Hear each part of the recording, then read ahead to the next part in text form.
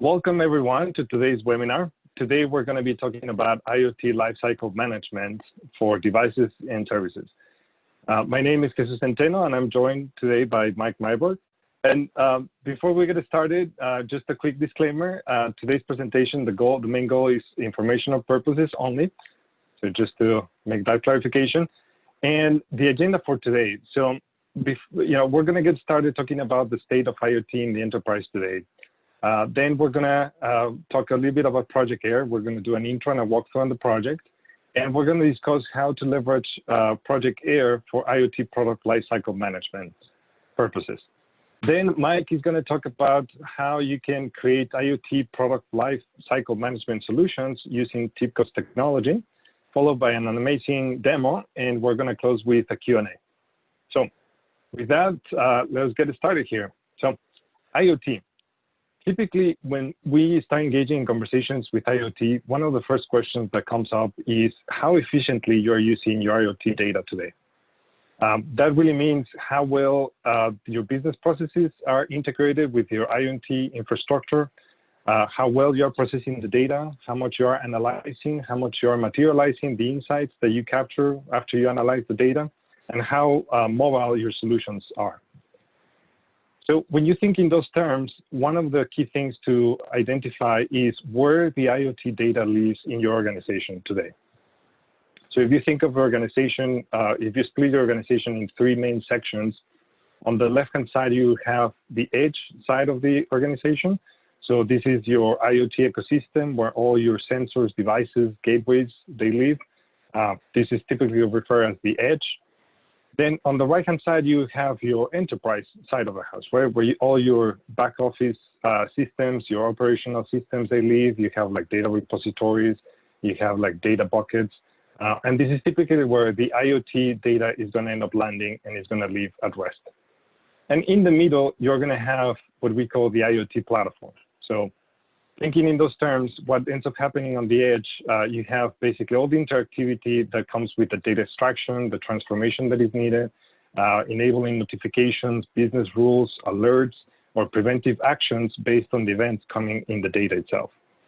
All the way on the right, on the enterprise side of the house, then you would have the data at rest that enables you to do things like analytics or predictive analytics, machine learning algorithms, any some sort of predictive algorithm that can be applied to prevent a negative action from happening. And those capabilities can end up being deployed to the edge as well. So that's when you have analytics at the edge or machine learning at the edge as well. In the middle, you have the platform itself. And this is where you're going to see things like capabilities around data ingestion, data management, policy enforcement of data-driven activities, orchestration, data streaming, anomaly detection. Now, when we talk about some of the customer stories, how they basically go about IoT and how they implement and leverage IoT for what they do, one of my favorite stories is what we do with Mercedes Petronas Formula One team. Not just because I'm a huge fan of Formula One, but more so just because what they do with the technology.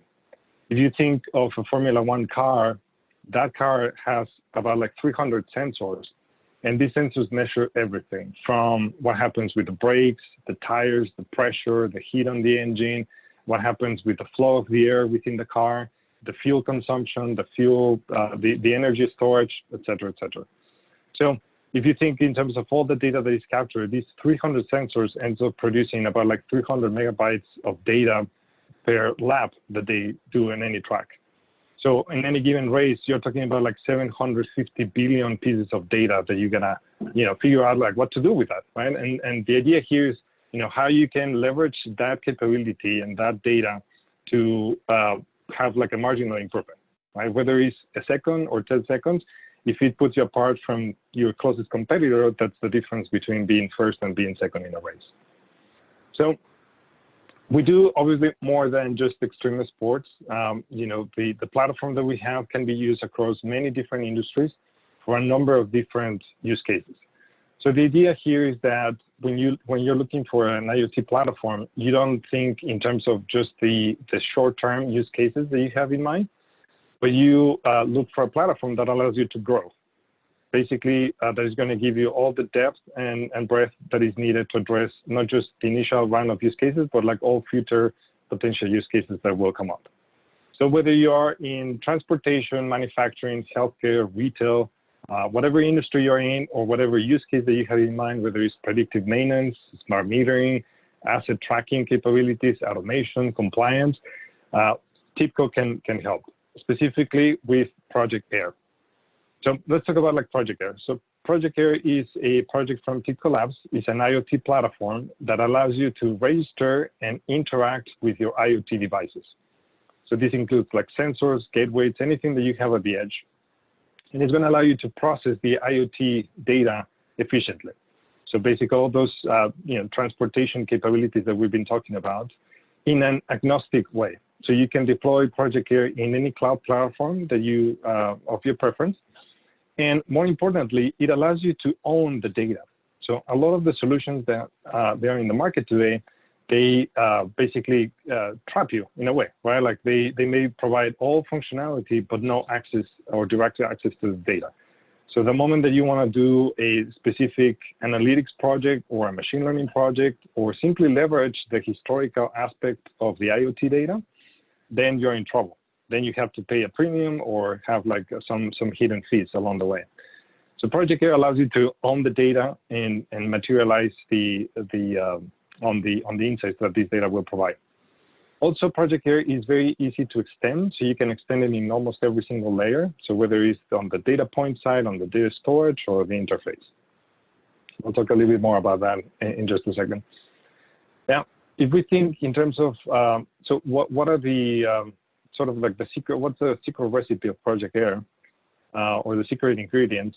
You can think of these two capabilities. They are super key. One, as I mentioned, the ability to register and interact with IoT devices, as well as then process the data, like basically transport the data, have all the extraction and transformation capability to bring the data at rest, where you can do something more sophisticated with it. Those two things combined, they're going to give you a number of amazing business outcomes. So from automation capabilities to cost savings, reduce risk, give visibility in terms of what's happening at the edge, or engage with your customers in many different ways, whether it's new type of services or new type of products. Now, if there's one slide that I would want you to take with you in your mind, what Project AIR product, this would be the one in terms of like what is that then you can do with Project AIR. So 8 key points here. The first one, connect and extract, as we mentioned, right? Like the ability to take that IoT data and do something with it, process it, manage the data along the way, create triggers based on the events that you are reading on the data in real time. So basically take immediate action based on the events that are coming from your IoT part of the house, and then take all the data to a point, to the point that is going to be at rest, where you can do things more sophisticated with it, like machine learning, for example. That's a great example. And not just that, but be able to visualize and explore the data. So an easy way basically to capture, to understand all the insights that are in data, capture them and materialize them, benefit from them. Also the ability to map different endpoints in the organization and be able to monitor all these endpoints through a management console or interface. So to recap here, so some of the key features then of the project are cloud agnostic. Basically, you can deploy in any cloud environment, bringing modern technologies to the edge and the cloud, and being able to extend the different layers in your infrastructure, whether it's the edge, the data store, the data point side, or the interface. Now, part of that secret recipe that I've been talking about is what is found at the core. So at the core of Project AIR, we leverage an open source framework called EdgeX Foundry, created by the Linux Foundation. And it is this framework that allows us to have that interactivity back and forth between the IoT side of the house and the enterprise side. So thinking in terms of like, how do I transfer the data? How do I take some of those business rules or actions that I want to take based on the events that I'm reading on the data? EdgeX is sitting right there in the middle, allowing that to happen. So another classic question that we get is, as people start learning more about Project AIR, is, so where exactly Project AIR fits in my organization then? Is it just the platform? Is it on the enterprise, on the edge? And the question, well, the answer is yes, it's the IoT platform, but the edge component is the part that is going to allows the rest of the project to interact with the edge side of the house and transport the data to the enterprise. So that component will sit on the edge. So thinking in terms of how this all looks and works together. So let's go through a quick flow here. So on the edge side, you're going to have a number of things going on, right? This is going to represent a lot of what your business model looks like, right? So whether it's let's say in transportation, and this represents maybe trucks with IoT sensors driving all over the country, or if you are in let's say supply chain, this could represent containers on a ship crossing the Atlantic Ocean. Or if you're in manufacturing, this could represent a collection of sensors in your production lines in closed circuits with no contact with the outside world. So whatever this ends up looking, and sometimes it's the combination of all of the above, right?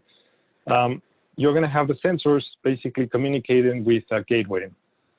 And that gateway, the role of the gateway will be to just do the data extraction, compilation, and figuring out, okay, how that data moves along the pipeline. The communication will be over a number of different industry standard protocols, right? Whether it's Wi-Fi, cellular, satellite, or Bluetooth. But typically, this is what ends up representing your edge side of the ecosystem. Then you're going to have the platform, Project Air, that comes with the framework that I mentioned, EdgeX Foundry. Project Air also leverages TIBCO Flogo for a couple of different things. One is to do the device registration and configuration, create business rules, alerts, and notifications as well. That communication leverages industry standard protocols as well, things like QMTT, Kafka, REST. And it allows to basically do the further processing of the data, to stream the data down the pipeline. It comes also with the ability to manage devices on the edge side of the house as well. So Project Air leverages not just Flogo, but also TIBCO Cloud integration for some of these capabilities. And then if you think of the enterprise side, you're going to have mainly two ways of treating the data. One in a more traditional way, so to speak, where you stream the data into a data at rest repository. So this could end up being something like Snowflake, something, CosmoDB or MySQL, whatever commercial database of your preference. In the case of TIBCO, it could be something like TIBCO GraphDB, for example.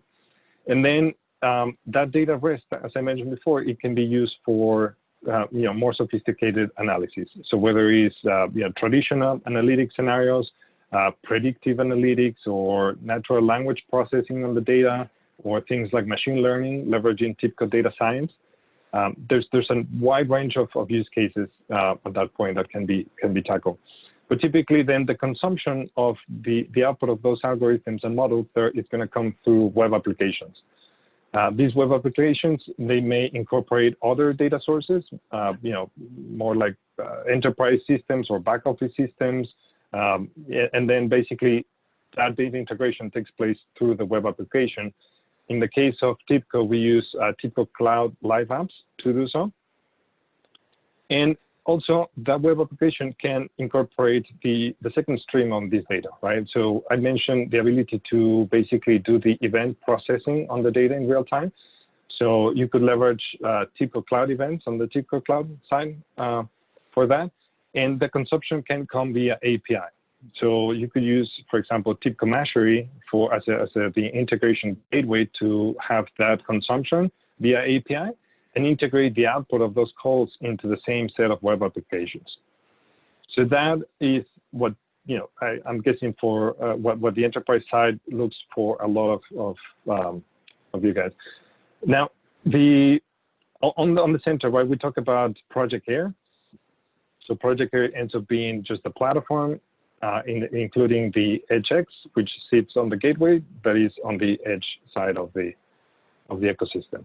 Now, one of the key differentiators is the ability of Project Air to send commands back to the to the edge side of the house, right? So basically sending commands based on the processing of those events You know, classic scenarios, you know, if the temperature is too high, well, maybe drop the pressure, for example, right? So that action, that command can be automated through business rules and be sent back to the gateway. So key differentiator there.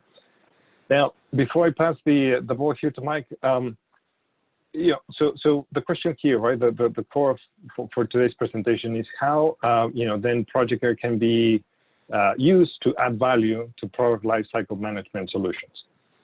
And the answer is, well, in many different ways, really. So from tracking, analyzing, optimizing the product development side of the cycle, or the launch, or the utilization part of the product itself.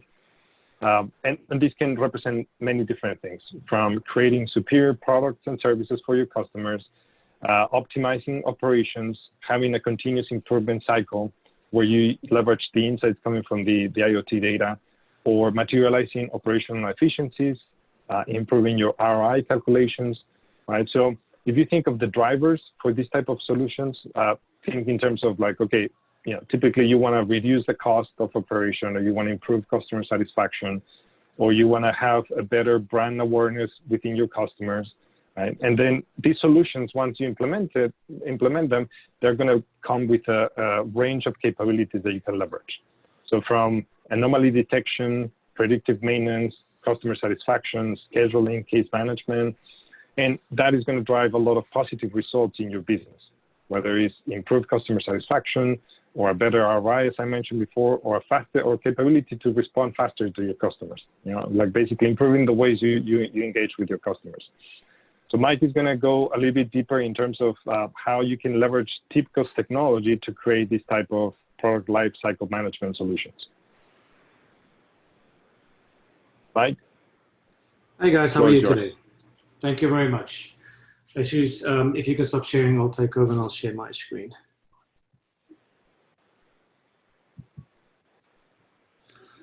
Okay, so I'm going to take you through the end-to-end solution that I have actually built on top of the Project AIR solution. So we built a lifecycle management component that allows you to manage your IoT from cradle to grave, to make sure that that device is up and running, and it's also always functioning the way that it should be. And if something doesn't work the way that it should be working, you can actually notify someone that they need to attend to the problem. Or you can actually set up the rules to be able to manage that, that product predictably, to make sure that you dispose teams to actually go out to maintain the device. So what we've seen with the IoT devices as they are today, we have a digital twin of the data of the actual device that's sitting in a field operating.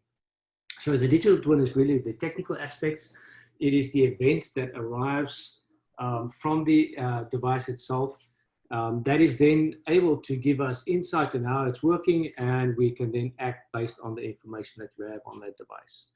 What it allows us to do is, if you, for instance, buy a new product, and let's take, for instance, an air conditioner that you buy for your house. That air conditioner is installed at your house, and then, of course, an installer comes out to do that job for you. So we envision the installer is going to scan the QR code on the air conditioner. He's going to get a screen on his phone or his tablet, wherever that might be, and he would then basically register that product to enable it on the actual IoT network. So the installer is just one persona that actually takes part of this. Once the actual product is installed, he presses a button and actually registers that product on the IoT network, from where it will then start transmitting events from the device into the Project AIR system. With this information, we can then start monitoring that asset and make sure that the asset is running the way that it should be.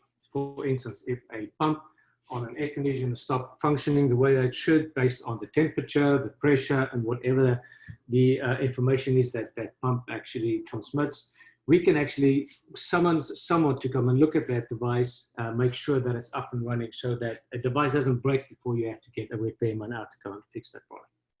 Because we have all that information of the actual device functioning, we can now set up certain dashboards that people can use to manage their devices. Now, I'm talking about an air conditioner, but this could be IoT devices that you have in an office building.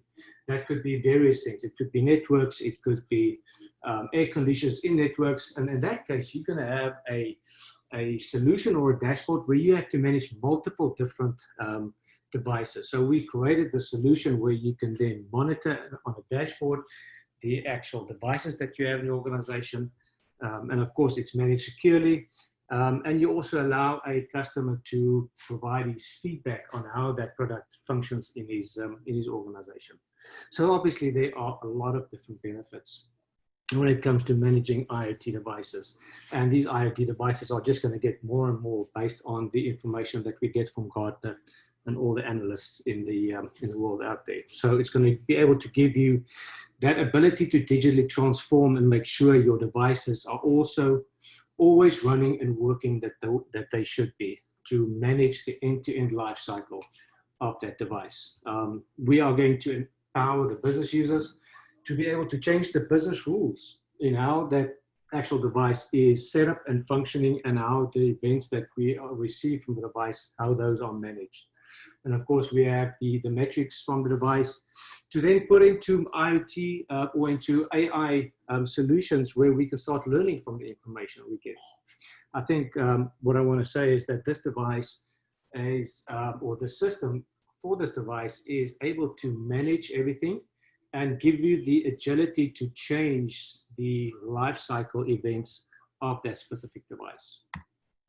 So if we look at this, we can see that it's not only the operational phase that we can manage, we can actually start managing and monitoring the manufacturing of these devices. What that gives us the ability to see the manufacturing equipment, how they performed, and how the products that comes off the actual factory line, how they perform. So we can actually, with information from the operational phase, go back and say that certain equipment that manufactured the device wasn't functioning as they should. But as you can see, all of these major events are really componentized processes that will allow us to change based on the different types of products that we have. I talked about an air conditioner, but it could be an electronic vehicle charger. It could be a power station unit. It could be anything that you have in your house today. As an example, you could have audio devices that could also be monitored and managed through the solution. But these are the different events that we identified for a certain power unit, as you will see in my demonstration today. And because it's componentized, it's very easy to modify this to adapt to different use cases and different types of users of the solution. As I said, you can start getting that information. You can apply AI principles to the solution, and you can start learning from the data that we get out of this device. So you can actually start making predictive changes to the solution, maintenance schedules. So instead of having schedules where you maintain a product, you can really make sure that the device is maintained so that it doesn't break down unexpectedly. So we use the business rules that the business set up for their monitoring requirements, and we actually then provide dashboards, which I'll show you a little later today in the demonstration, to actually interact with that device in the solution. So looking at the platform, you can see on the left-hand side, I have all the events that comes from my different products that I have that I'm monitoring. It could be temperature, it could be amperage. Based on the different type of IoT device, you're going to get different information. Those events are pumped into the Project Air solution. And what I basically do is I listen to those events on a MQTT bus, where I then manage that data in my Product Lifecycle Management solution, which I will show you a little bit later on.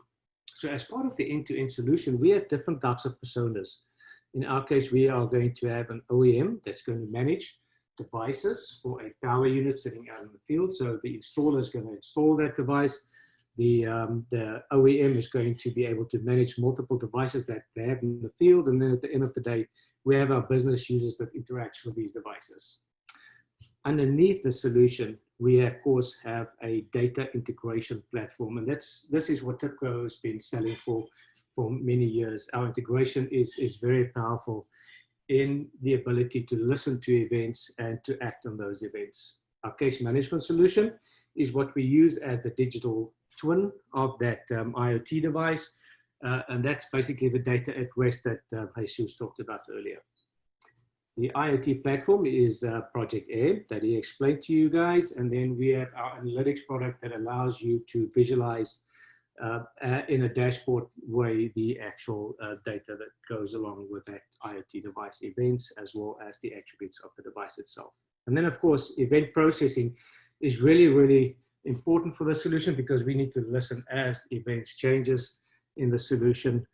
We need to be able to act on those. And of course, the system needs to be secure to be able to manage and make sure that the right people has access to the solution, and not intruders of people that might have malicious intent.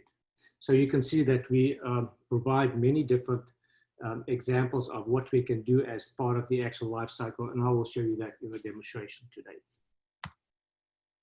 So in my demonstration, I am quickly going to show you Project AIR, not the whole solution itself, but that is really the solution, or the gateway to monitoring the actual device itself. Then I'm going to swap over to an installer that is going to install an IoT device in the field, from where we will go to the OEM, or the utility management interface in this case, and then we'll also look at the visual dashboard itself. So that is it for the actual presentation for right now. So I'm going to exit that, and I'm going to jump into my, oops, that is the wrong interface. Give me a second. So I'm going to stay signed in. It's about to time out. Okay, so I've logged into Project AIR, and you can see that at the moment I have one gateway, and I can see that gateway on the map. So a gateway is really just a grouping of devices at a certain location. And those gateways could be a gateway that sits in an office building, as an example, or it could be a gateway on one floor of an office gateway. So this is just really the grouping of the IoT devices that connects in a system that we are looking at. What we also have is the number of devices. So if I click on devices and I select my gateway, I will see that I have multiple devices running on my gateway itself. So I'm going to just select one device over there. And the data that we're looking at today is simulated, because we don't have a physical device in the field. But you can see as I click on that device, it is going to start sending me information about the operation of that device. So in this case, you can see that we are monitoring voltage, we are monitoring amperage and temperature. And if you look long enough at these, it'll basically change based on the events that we receive from that actual device itself. Scrolling down, I can click on a certain attribute. And if I do that, you can see some information about that attribute that we are monitoring. So this is live data that comes in, and it's probably not as fast that you can see it, but the data is coming in real time. And as I click on the different ones, you can see that the different events occurs that we are monitoring. And you can also see some basic information about that instrumentation details that we have. Going back, I will also show you that we have the ability to provision a device. And the provisioning of the device is really the manual capability to add a new device to your gateway that you want to monitor. In our case today, I am actually going to use my case management solution, where the installer is going to register a new device. And actually what I do is I execute an API on an integration bus that automatically generates that, that device on the IoT framework. What we also have is edge rules. And this is where we can set up different business rules to allow us to manage the events that we want to monitor on that device itself. So I'm selecting a warning temperature rule over there, and down here you can see that I am saying that if I receive an event where the temperature is above 90 degrees or below 135 degrees, I want to receive a warning event. And if it is above 135 degrees, it is an error event that I want to manage. And then my case management solution can then decide, what do I want to do with a warning or an error event? But the idea is that I can set up my own business rules on what needs to happen based on the certain events that we receive. Okay, so what I'm going to do now, I'm going to swap back to my solution, where I'm going to simulate an installer logging in, scanning a QR code on a device, and then starting to register the device. So first of all, you can see that I cannot actually do anything until I've actually logged into the system. So I'm going to log in as myself. I'm going to put in my password. And now you will see that I can actually start registering the product. So you can see when I scanned that barcode or that QR code, the device basically came back and gave me a serial number and a device name. Of course, it gave me an IP address and the date of purchase, which I can then edit if that is not correct. So I'm going to say, I want to register the product and I want to register to a certain customer. So I am a customer that is a return customer. So I've got my details on that system. You can see that it found me in the solution itself. You can see all my details and my usage behavior. Do I want to share my information? And now I want my notifications from this organization. I'm just going to leave all the information default right now. And I am going to see again my product details itself, but this time I can actually say whether I want to get installation help. In this case, it is a more complicated device or sophisticated device. So I am actually going to need an installer to do this for me. And I can then select how I want my warranty handled. I'm just going to leave it to be online right now. When I click on next, I am going to select a facility where that device needs to be installed. So of course, this company is already registered with us and we can see multiple facilities. I'm going to select a facility. I am going to select a specific date when I want this device installed. And I'm just going to add some basic comments for that installation for that facility. I'm going to click on next, where I can now select the warranty package. So based on the warranty package that you select, you can see we've got different price thresholds there. That will allow you to get better services. For instance, it'll only give us error messages that are critical, or it'll give me error messages and warning messages. So the idea with this is that I can set up a set of warranty levels that a user can select, and that will then govern how the messages are being sent to the actual device itself, into the actual digital twin of the device. So I'm going to click on next, where you can see that my device is now registered on the network. So I'm going to leave that open and I'm going to go to my case management app, where I can see the actual information about all the devices that I have. So now I am actually logged in as an OEM, and the OEM can see all the recent cases that he's worked on. You can see if there are any favorite cases that's been created, and you can see number of cases that we created today, as well as a breakdown of the cases and the states that they are in right now as we speak.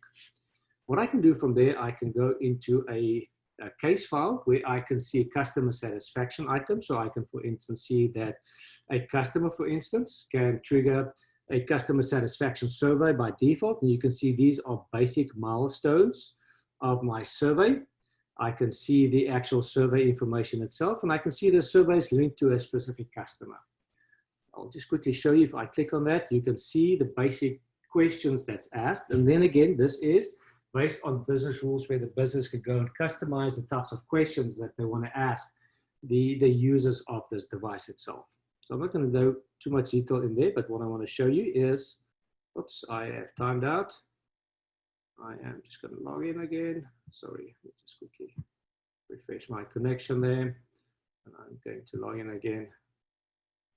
I'm going to go to my devices, and you can see that I have a number of devices, of which the 127 is the one that I've just created when the actual installer logged into the system. So the idea would be that then that you can go and look at that device. You can see all the milestones of that life cycle of that device. So we can see that at the moment, that device is sitting waiting for installation because we selected a date in future. I can also see certain case actions that I can perform. So from here, I can actually manually start the installation or complete the installation if I want. I'm not going to do that right now. You can see basic information about the device. If I have a device ID that looks like that, I know that the device is also already created on my IoT network, and I can see that device actually belongs to a specific customer. If I go and I click on that, you can see it'll actually navigate me to that customer, from where I can see all the different devices for that specific customer. For right now, I'm going to go back, and I'm just going to show you my device information. So if I click on there, you can see the basic information that we captured in the original installation screen. I can see some technical information about that device itself. I can see some warranty packages that we've selected. I can see all the different events, and in this case, you won't see any events because they actually I haven't initialized or created that device on the network, so it's not registered to send events yet. But you can see that there is a lot of information that we can see. In this case, we can see that the event was scheduled and it is not actually started. So what I'm going to do for right now is I'm going to jump back to the screen where I am probably going to have to log in again because I timed out.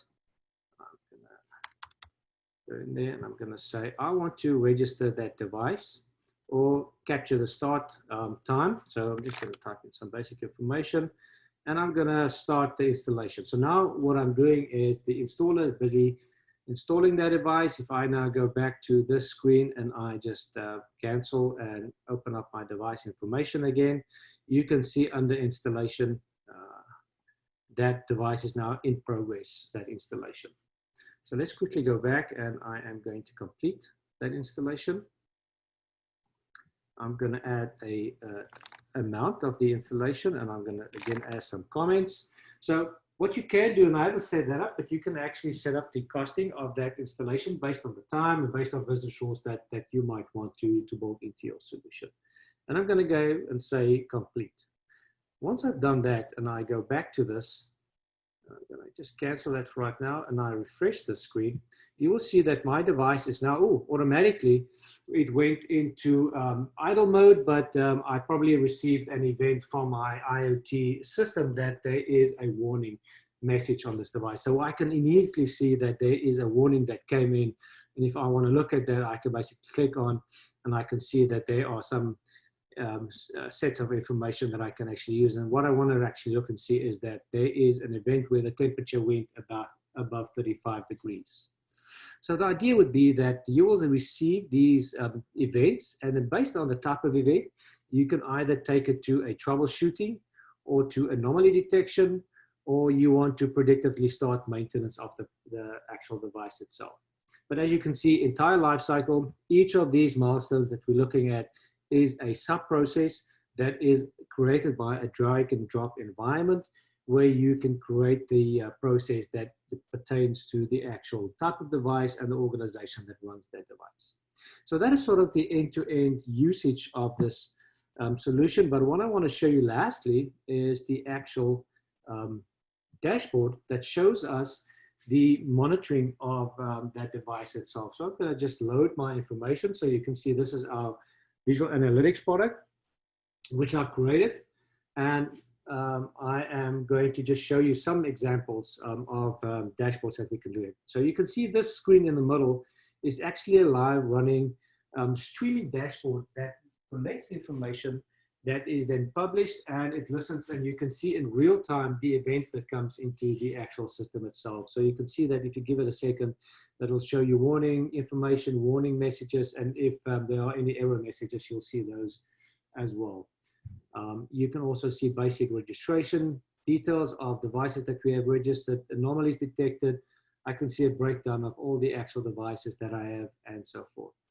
And I'm just going to jump to this screen. This shows you a little bit more detailed about all the devices that we've created, as well as then the different messages that we have for that device. So I know that was very quick. I am open to talk about this. If you want to, please contact us and I will be open to actually take you through the solution in a little bit more detail. So what I'm going to do is I'm going to jump back to my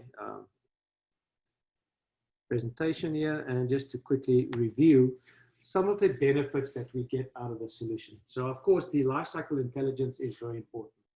There's a lot of solutions in the market today that does IoT management.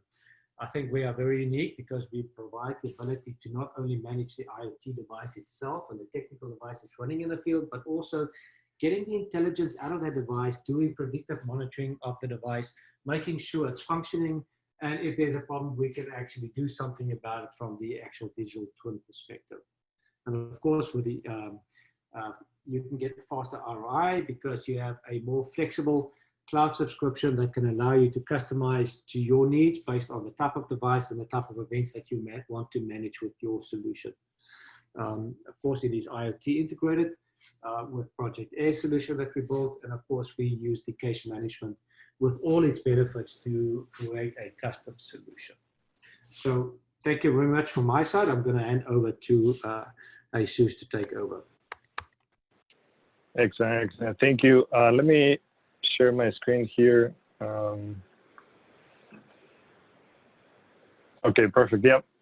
So I guess before we switch to the questions, 20 questions that maybe in the chat window, just a couple of I guess commercials and reminders. I'm guessing some of you have seen the announcements about TIBCO Now.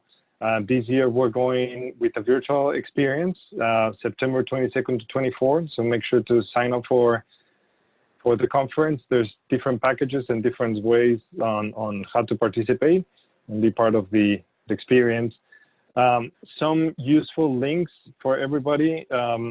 So Mike mentioned, right, like if you have any questions or any follow-up topics, if you want to have a one-on-one and why not on this topic, feel free to send us an email at tibcolabs@tibco.com, and we can follow up with you directly. On how to basically engage more with the community, different options, you can go into the TIBCO Labs website, where you can learn more about Project AIR that was mentioned today, but also all the other projects that we have under the TIBCO Labs umbrella. So projects on blockchain, augmented reality, natural language processing, knowledge graph, yeah, you name it. So make sure to go check out the page. And also we have a GitHub repository for Project AIR as well as other projects. But you know, if you go to this link, the second link right here, you can access the different repositories for the different projects. There's a community site that you can visit and collaborate with other members of the TIBCO community group. And there's the Meetup website that I'm guessing all of you are aware of, and that's how you sign up for today's event. So